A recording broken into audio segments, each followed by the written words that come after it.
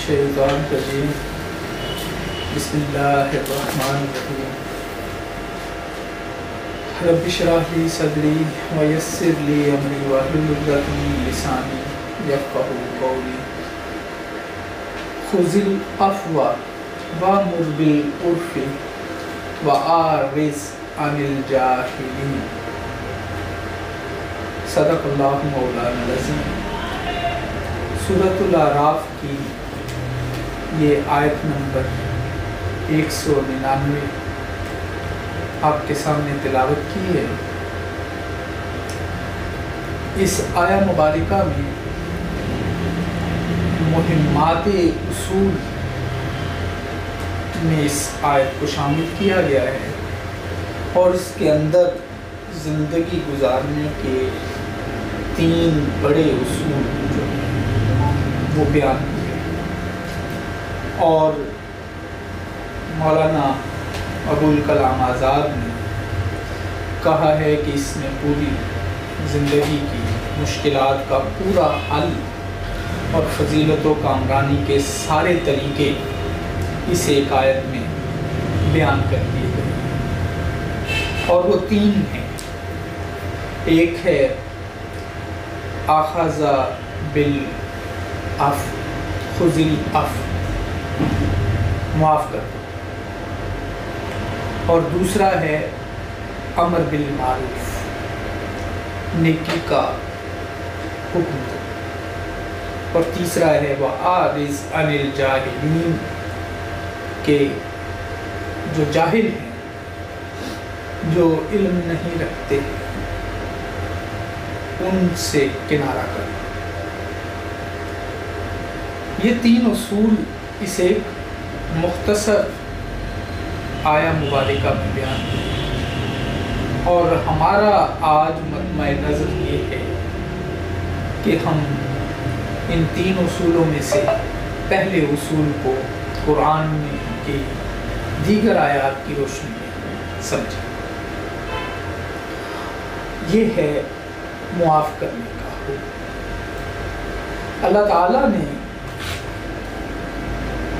نیک لوگوں کی اور اپنے پسندیدہ لوگوں کی جو صفات قرآن پاک میں جا بجا بیان فرمائی ہیں، ان میں سے ایک بہت بڑی صفت، ایک بہت بڑی خوبی، ایک بہت بڑی ادا یہ ہے کہ وہ معاف کرتے ہیں۔ اور معاف کرنا ایک ایسی بات ہے جیسے کہ قرآن پاک کی ایک آیہ مبارکہ میں بیان ہے کہ وَجَزَاؤُهُ سَيِّئَةٌ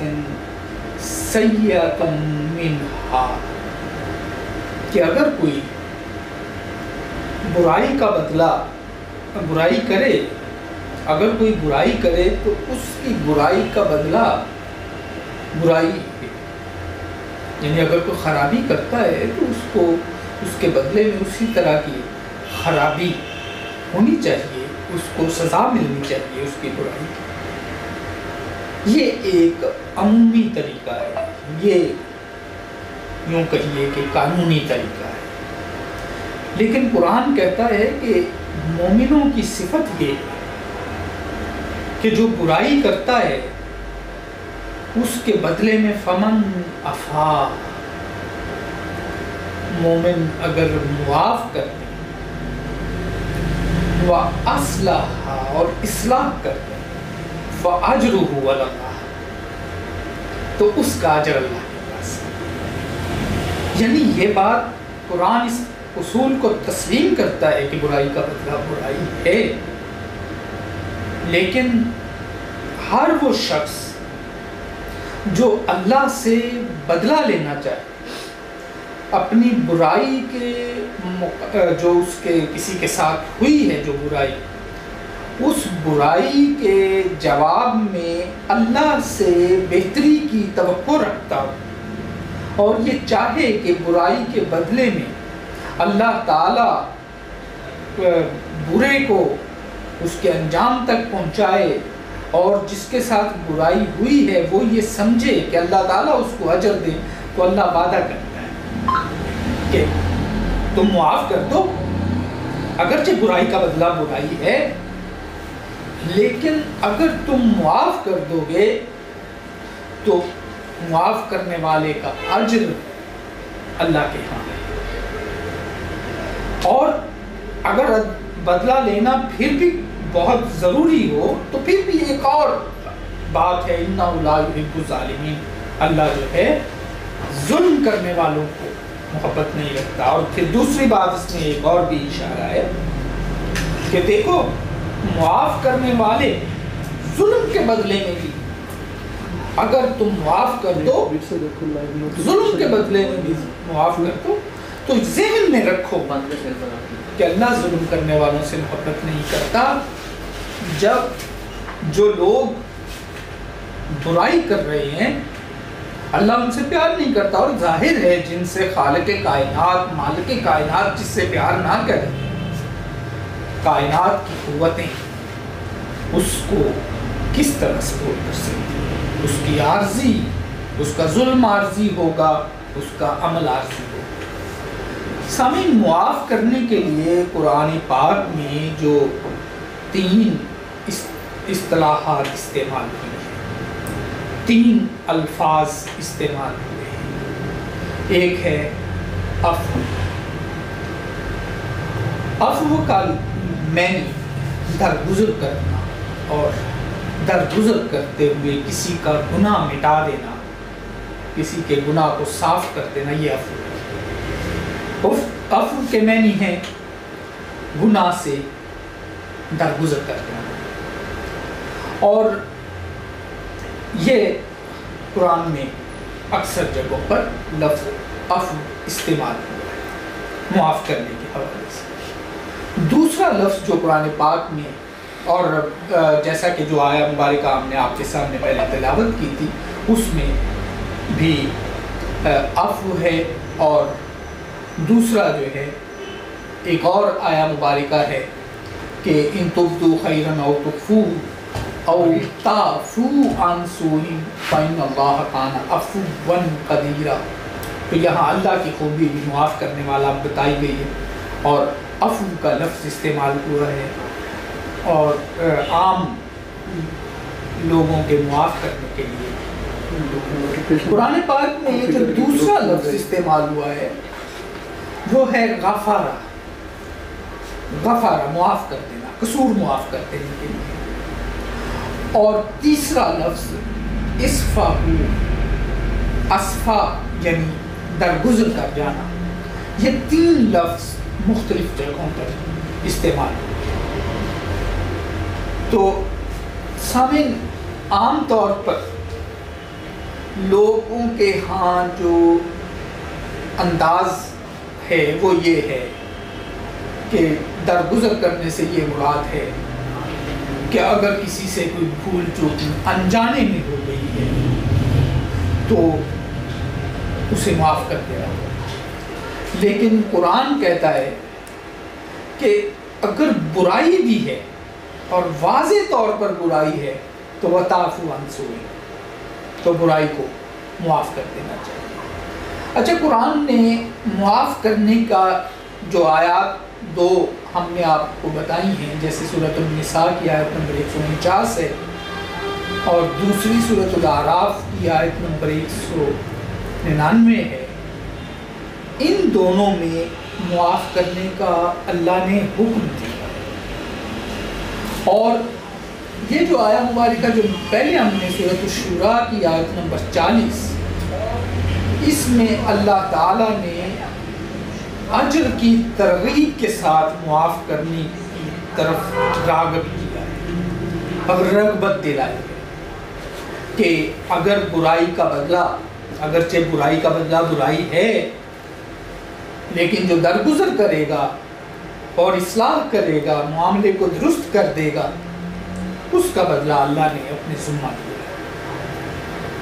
سامعین، جو سورۃ الاعراف کی آیت ہے اس میں اس کا جو پس منظر تھا، سورۃ الاعراف کی آیت نمبر 199 میں، اس کا پس منظر یہ تھا کہ شیطان سے برتاؤ کرنے کا پچھلی آیات میں ذکر ہو رہا تھا. تو اندازہ لگائیے کہ ایک مومن کے لیے اس دنیا میں سب سے اہم اور سب سے پریشان کن مسئلہ اس کے ایمان پر حملہ ہے، اس کے ایمان کا کھلواڑ ہے. کوئی بھی کسی مومن کی دولت چلی جائے تو اس کو فکر نہیں ہوتا، کسی مومن کی شہرت خراب ہو جائے تو بھی اسے فرق نہیں پڑتا، کسی مومن کی جسمانی تکلیف اس کو رنج پہنچایا جائے تو بھی وہ ہنسی خوشی اس کو برداشت کرتا ہے. لیکن مومن کے لیے سب سے پریشان کن بات یہ ہوتی ہے کہ کوئی اس کے ایمان کو خراب کرے، کوئی برائی کرے. سامعین، اور برائی کرنے میں قرآن میں آتا ہے کہ شیطان سے بڑھ کر کون ہے جو کسی مومن کے ایمان پر حملہ کر سکے. تو اس آیہ مبارکہ میں ہم دیکھتے ہیں کہ قرآن کہتا ہے کہ شیطان کے ساتھ بھی خود خلاف موافق انداز اختیار،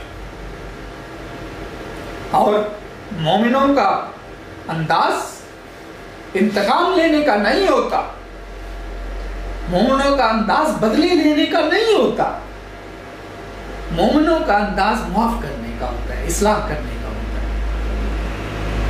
اور پھر سامعین، ایک قرآن ایک اور جگہ رغبت کے انداز میں سورۃ الشورى کی آیت نمبر 43 میں قرآن کہتا ہے والا من صبر وغفر ان ذالک لمن العزم الامور، ان ذالک لمن عزم الامور. جو صبر کرے، استقامت اختیار کرے، ڈٹا رہے، اپنی بات پر ڈٹے رہو. جب معاف کرنا ہے تو اس کا یہ مطلب نہیں ہے کہ اپنے سچے موقف کو چھوڑ دیا، اپنی حق بات کو چھوڑنا نہیں ہے، اس پر ڈٹے رہنا ہے، اس پر کاربند رہنا ہے، صبر کرنا ہے. وغفر، لیکن معاف کرنا ہے. ان ذالک لمن عزم الامور، یہ بڑے کاموں میں سے ہے، یہ ہمت کے کام ہیں، اور مومن ہمت والے ہوتے ہیں، عزم الامور کرنے والے ہوتے ہیں. اور پھر ایک جگہ ہے جہاں بات ہو رہی تھی کہ اگر تم عورتوں کو طلاق دے دیتے ہو، ان کو چھوڑا ہو تو ان کے لیے مہر مقرر کر چکے ہو، تو اس صورت میں اس کا آدھا ہے جتنا تم نے مقرر کیا، مگر یہ کہ وہ عورتیں معاف کر دیں، مومن عورتیں جن کے ہاتھ میں نکاح کی گرہ ہے، یا مومن معاف کر دیں جس کے ہاتھ میں نکاح کی گرہ ہے، جس کے ہاتھ میں بھی نکاح کی گرہ ہے، اگر وہ یہ معاف کر دے تو قرآن کہتا ہے وَأَن تَعْفُوا أَقْرَبُ لِلتَّقْوَىٰ. یہ سورۃ البقرہ کی آیت نمبر 237 ہے کہ اگر تم معاف کر دو تو یہ تقویٰ کے قریب ہے. اور تقویٰ، سامعین، قرآن کے طالب علم بڑی اچھی طرح جانتے ہیں کہ تقریباً تمام بدنی عبادات کا نافی الضمیر مقصد تقوی کا حصول ہے. نماز پڑھتے ہیں تاکہ ہم متقی بن جائیں، روزے رکھتے ہیں کہ اور روزے رکھو تاکہ تم متقی بن جاؤ، اور حج کرو کہ اس سے تقوی حاصل ہوتا ہے. تو ایسے ہی معاف کرو، اس سے تقوی حاصل. تو معاف کرنے کے بدلے میں تقوی جیسی نعمت، یعنی یوں سمجھیے کہ نماز، روزہ، حج، زکوٰۃ کے برابر معاف کرنے کی نیکی ہو گئی جب قرآن نماز روزہ حج زکوٰۃ کے بدلے میں تقوی حاصل کرنے کی ترغیب دے رہا ہے، تو یہاں وَأَن تَعْفُوا أَقْرَبُ لِلتَّقْوَىٰ، تو اگر معاف کر دیں، پیسے معاف کر دیں، جرم معاف کر دیں، تو یہ تقوی کے قریب ہے، تو آپ تقوی اختیار کریں۔ اور پھر ایک اور جگہ سامنے بڑی قرآن کی ایک عجیب آیا مبارکہ، اور یہ سورۃ التغابن کی آیت نمبر 14 ہے۔ سامعین، قرآن کی یہ آیت کہتی ہے کہ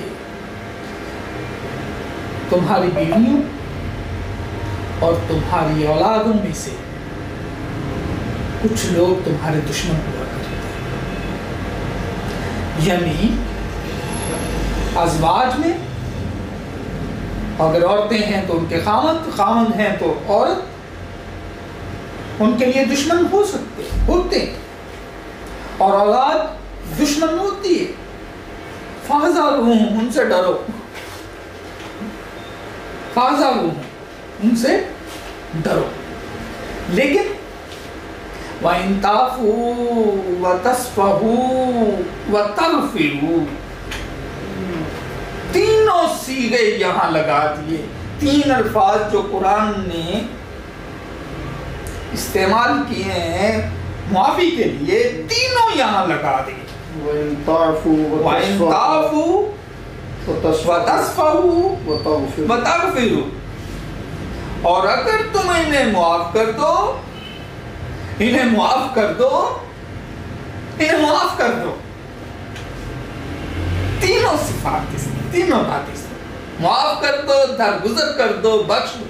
اردو کے الفاظ بھی بدلے جا سکتے ہیں، عربی کے قرآن نے الگ الگ استعمال کیے۔ تینوں صیغے اپنے، اگر اب اولاد اور بیویوں سے زیادہ قریب معاشرے میں کون ہو سکتا ہے؟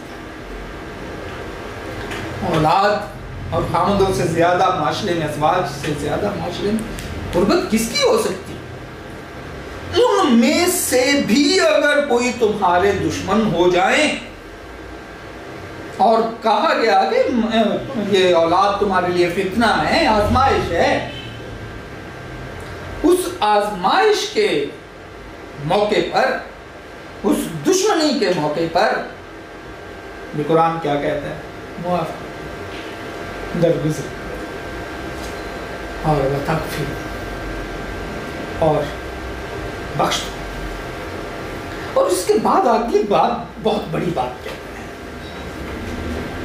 وہ ہے فَإِنَّ اللَّهَ غَفُورٌ رَحِيمٌ۔ اے مومنو، یہ اللہ کی صفت ہے، اگر تم معاف کرو گے تو غفور، اگر وَتَغْفِرُوا، اگر تم مغفرت کرو گے تو اللہ بھی تو غفار ہے، اللہ بھی تو غفور ہے، یعنی یہ اللہ کی سنت ہے، تم جب معاف کرو تو اللہ کی سنت ہے۔ اور اچھا، اور اگر تم معاف کرو گے تو اللہ تمہیں بھی معاف کرے گا، اللہ تمہارے گناہ معاف کر دے گا، اور اگر تم معاف کرو گے اللہ انہیں معاف کر دے گا۔ لہذا معافی کی رسمات، معافی کی سنت اللہ، اور یہ اللہ کی سنت، اللہ رحم کرنے والا۔ اور اچھا، میں نے آپ کو قرآن کے دو انداز بتائے ہیں، ایک تو یہ کہ اللہ نے حکم دیا ہے معاف کرنے کا، دوسرا اللہ نے ترغیب دی ہے اس کے انعام بتا کے ساتھ، اور تیسرا انداز کیا ہے؟ اللہ نے خود کہا ہے کہ اس کے نیک بندوں کی صفت ہے۔ وہ سورۃ آل عمران کی آیت نمبر 134 میں ہے کہ جو اللہ کے راہ میں خرچ کرتے ہیں مشکل حالات میں، پریشانیوں میں بھی، اور غصے کو پی جاتے ہیں۔ تیسری صفت کیا کہی؟ والعافین عن الناس، والعافین عن الناس، کہ انسانوں کو معاف کرتے۔ اچھا، اب یہاں سامعین، میں نے شروع میں بتایا آپ کو کہ شیطان کو بھی معاف کر، تو خیال رکھیے گا کہ یہاں عن الناس کا جب صیغہ آیا تو اس میں کافر ہیں، اس میں منافق ہیں، اس میں مسلمان ہیں، اس میں اقربا ہیں، اس میں اپنی ذات کے لوگ ہیں، اس میں دوسری ذات کے لوگ ہیں، اس میں اپنے رنگ کے لوگ ہیں، اس میں دوسرے رنگ کے لوگ ہیں، اس میں اپنی نسل کے لوگ بھی ہیں، اس میں دوسری نسل کے لوگ ہیں، سب شامل ہیں۔ والعافین عن الناس، مومنوں کا معاملہ یہ ہوتا ہے، اللہ کے پسندیدہ بندوں کا معاملہ یہ ہوتا ہے کہ وہ لوگوں کو معاف کرتے ہیں، ان کے گناہوں پر، ان کی برائیوں پر، ان کی خامیوں پر، ان کی غلطیوں پر نظر نہیں رکھتے، اس کے بدلے لینے کے معاملات نہیں کیا کرتے، لوگوں کو معاف کرتے، بڑی بڑی غلطیوں کی معافیاں دیتے اور غصہ رک جاتے ہیں۔ اور پھر یہ نبی اکرم صلی اللہ علیہ وسلم کو بتایا گیا کہ جو لوگ تم میں صاحب فضل اور صاحب وسعت ہے، اولو الفضل منکم والسعہ، وہ لوگ جو صاحب فضل ہیں، علم والے لوگ ہیں، وسعت والے لوگ ہیں، مالدار لوگ ہیں، وہ اس بات کی قسم نہ کھائیں کہ رشتہ داروں اور محتاجوں اور وطن چھوڑنے والوں پر کچھ خرچ نہیں کریں گے، ایسی قسمیں نہ کھاؤ۔ ان کو چاہیے کہ وَلْيَعْفُوا وَلْيَصْفَحُوا، ان کو کہیں معاف کر دو اور درگزر کرو۔ سامعین، یہ نبی رحمت کا ایسا انداز تھا کہ اس انداز نے، اس نبی رحمت کے اس طریقے نے چند سالوں کے عرصہ میں دنیا کا ایک عظیم انقلاب برپا کر دیا عرب کے۔ وہ جو جانوں کے، ایک دوسرے کی جانوں کے پیاسے تھے، ایک دوسرے کے خون کے پیاسے تھے، وہ ایک دوسرے کے بھائی بھائی بن گئے۔ معافی کا اور نبی پاک کا ایسا انداز تھا کہ اگر ابو لہب بھی آیا ہے مدینہ میں اس حالت میں کہ جب کہ وہ مسلمان نہیں ہیں، اور بیٹی نے نبی رحمت کی چادر اٹھانا چاہیے، لیکن نبی رحمت نے معاف کر دیا صلی اللہ علیہ وسلم۔ یہ معافی کا انداز ہے۔ وَلْيَصْفَحُوا وَلْيَعْفُوا وَلْيَصْفَحُوا، تو صاحب فضل جو لوگ ہیں، وسعت والے لوگ ہیں، ان کی عادت بتائی گئی ہے کہ وہ معاف کرتے ہیں۔ اور سامعین، ایک اور جگہ پر دیکھیے کیا کچھ نہیں کیا حضرت یوسف علیہ السلام کے ساتھ ان کے بھائیوں نے، لیکن حضرت یوسف علیہ السلام کا طریقہ قرآن یہ بتاتا ہے، قَالَ لَا تَثْرِيبَ عَلَيْكُمُ الْيَوْمَ، کہ آج کے دن کوئی بھی تم پر عتاب نہیں ہے۔ اور یہ سیم بالکل یہی کہا رسول محترم صلی اللہ علیہ وسلم نے جب مکہ فتح کیا، لا تثریب علیکم اليوم یغفر اللہ لکم، خدا تم کو معاف کرے، میں نے معاف کیا، اب میں دعا کرتا ہوں کہ اللہ بھی تمہیں معاف کرے۔ اور نبی محترم صلی اللہ علیہ وسلم کی پھر ایک عادت قرآن نے بتائی، قُلْ لِلَّذِينَ آمَنُوا، اور کہا ہے خود نبی اکرم صلی اللہ علیہ وسلم کو بھی یہ کہا ہے کہ ایمان والوں کو یہ کہہ دو، یغفروا للذین لا یرجون ایام اللہ، کہ ان لوگوں سے درگزر کریں جو اللہ کے ایام کی امید نہیں رکھتے۔ وہ لوگ جو اللہ کے ایام سے مراد ہے جو اللہ کے عذاب سے نہیں ڈرتے، وہ لوگ جو اللہ کے دین کی فتح کی امید نہیں رکھتے،